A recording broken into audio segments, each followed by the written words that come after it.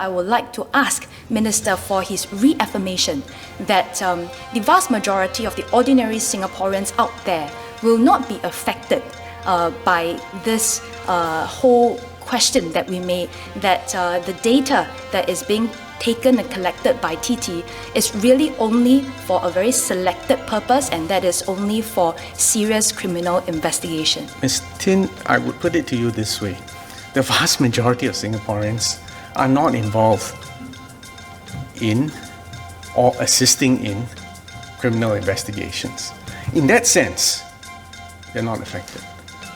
But Trace Together and its success affects the welfare and the public health of all of us.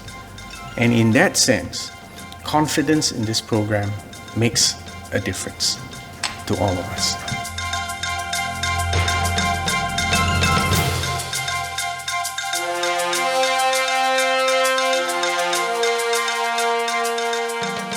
So let me reiterate this. The Trace Together app and the token were not designed to allow any government agency to track the user. The app or the token only keeps a temporary record of who you have come into close contact with for a prolonged basis. Neither the app nor the token tracks a user's location. The data is then stored in an encrypted form locally on your device. That means either your phone or the token. And that data, that encrypted data, is automatically purged after 25 days.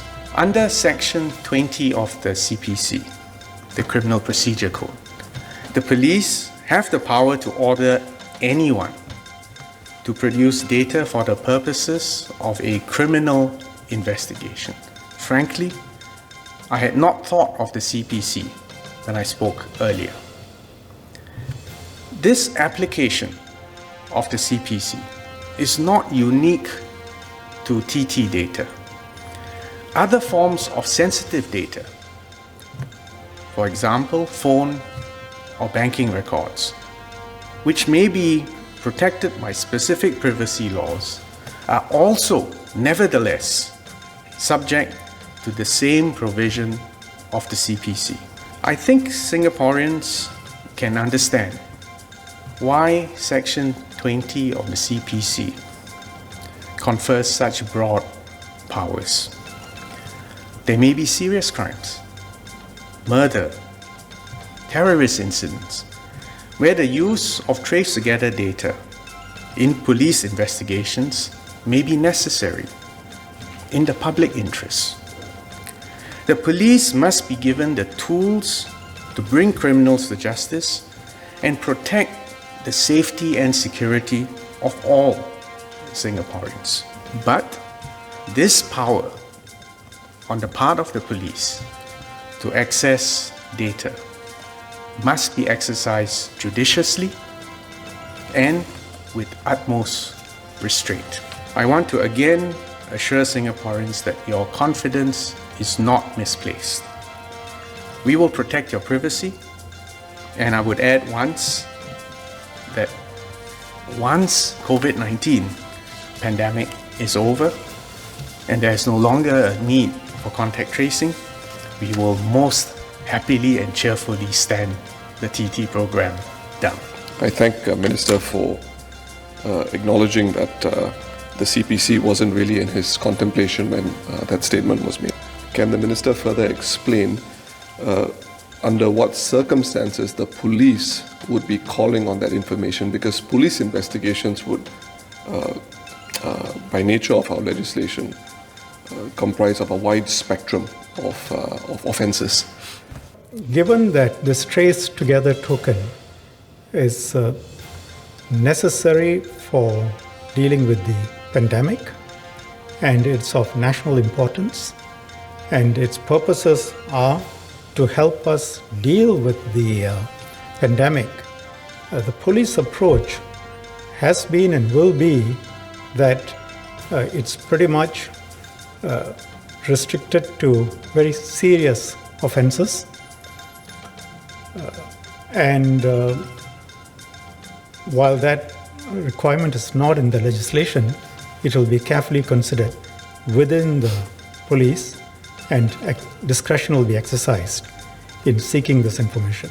Will the data be deleted at the end of the investigations if it doesn't yield anything, or at the end of the case? If the data is of no particular use, yes, it will be deleted. Yes. Otherwise, it will have to be produced in court. And in trial and so on. And in trial, or used for trial purposes, even if not produced in court.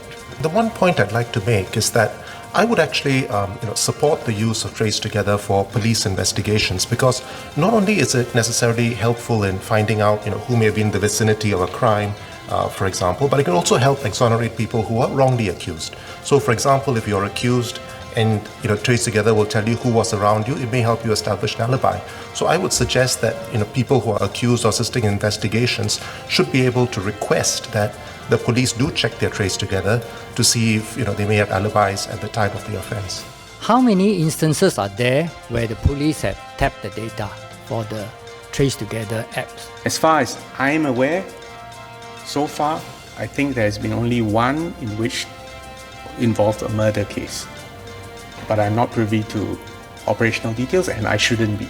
And therefore, I'm not in a position to comment further on the investigations. And the reason we are now in this happy situation, and I tell you in stark contrast to virtually anywhere else in the world, is not just because we got two wonderful co-chairmen, Minister Gan and Mr. Lawrence Wong. It's not because we've got such technological wizardry, but it's trust, it's understanding, it's cooperation, and it's collective responsibility. So the purpose of the question, the answer to the question yesterday when MOS Desmond Tan answered it, is that we want to be completely above board and transparent. And the reason I asked Speaker's permission to make this clarification is precisely because of this. If there's disquiet, if there's uncertainty, we must answer it.